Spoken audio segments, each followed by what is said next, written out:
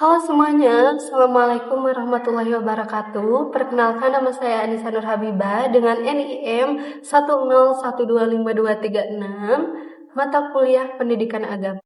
Sifatul Insan, atau yang berarti sifat-sifat manusia, di mana manusia dibagi menjadi dua dimensi, yaitu dimensi jasmani dan dimensi rohani. Kemudian, sifat-sifat manusia dibagi menjadi 3 bagian. Yang pertama, sifat bawaan atau yang berarti sifat alami manusia atau biasa disebut dengan fitrah manusia. Kemudian yang kedua, sifat positif atau yang biasa membawa kita ke jalan kebaikan. Kemudian yang ketiga, ada sifat negatif atau sifat yang berkaitan dengan keburukan. Nah, yang pertama, ada sifat bawaan dan tujuan penciptaan. Manusia dilahirkan dalam keadaan fitrah, yaitu cenderung kepada tauhid yang mengakui keesaan Allah dan kebenaran. Tujuan penciptaannya yaitu manusia diciptakan sebagai khalifah, pemimpin atau pengelola di bumi, dan hamba atau abid yang wajib beribadah kepada Allah Subhanahu wa Ta'ala. Manusia dibekali akal untuk berpikir, membedakan yang baik dan buruk, serta memiliki kehendak bebas berikhtiar untuk memilih jalannya. Kemudian yang kedua yaitu sifat positif atau kebaikan. Yang pertama, manusia adalah makhluk yang mampu menerima dan mengembangkan ilmu pengetahuan. Dan yang kedua, bertanggung jawab, memikul amanah kekhalifahan dan ibadah, serta bertanggung jawab atas perbuatannya.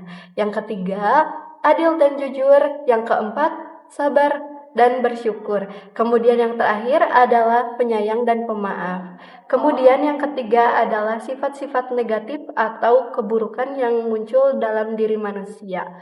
Keburukan-keburukan ini adalah sifat-sifat tercela yang muncul akibat mengikuti hawa nafsu dan godaan syaitan. Manusia diperintahkan untuk mengendalikan dan membersihkan diri dari sifat-sifat ini, yaitu lalai dan cepat mengeluh, kikir atau bakhil, sifat enggan berbagi atau berinfak di jalan Allah. Yang ketiga, zalim dan melampaui batas. Yang keempat, tergesa-gesa. Yang kelima, sombong atau takabur. Yang keenam, jahil. Nah, buat teman-teman, sekarang kita masuk ke dalil Al-Quran dan hadis yang sahih. Yang pertama, dalam tujuan penciptaan, Allah berfirman dalam Al-Quran surat Az-Zariyat ayat 56 yang berbunyi, "Wa ma khalaqtul jinna wal insa illa liya'budun," yang artinya, maka tidaklah Allah menciptakan jin dan manusia kecuali untuk beribadah kepadanya. Kemudian yang kedua adalah tentang fitrah. Di sini ada hadis yang berkaitan dengan fitrah, yaitu Rasulullah Shallallahu Alaihi Wasallam bersabda, setiap anak dilahirkan dalam keadaan fitrah, maka kedua orang tua hanyalah yang menjadikannya Yahudi, Nasrani atau Majusi.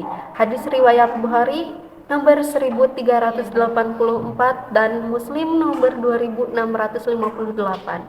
Kemudian dalil-dalil tentang sifat positif atau kebaikan kita.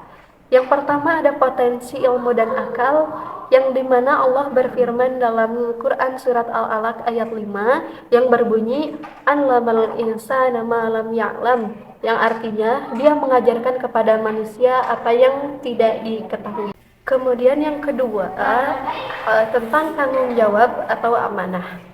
Allah berfirman dalam Quran surat Al-Ahzab ayat 72 yang artinya, sesungguhnya kami telah mengemukakan amanat kepada langit, bumi dan gunung-gunung, maka semuanya enggan untuk memikul amanat itu. Kemudian yang ketiga adalah dalil tentang sifat-sifat negatif atau keburukan-keburukan yang muncul dalam diri manusia.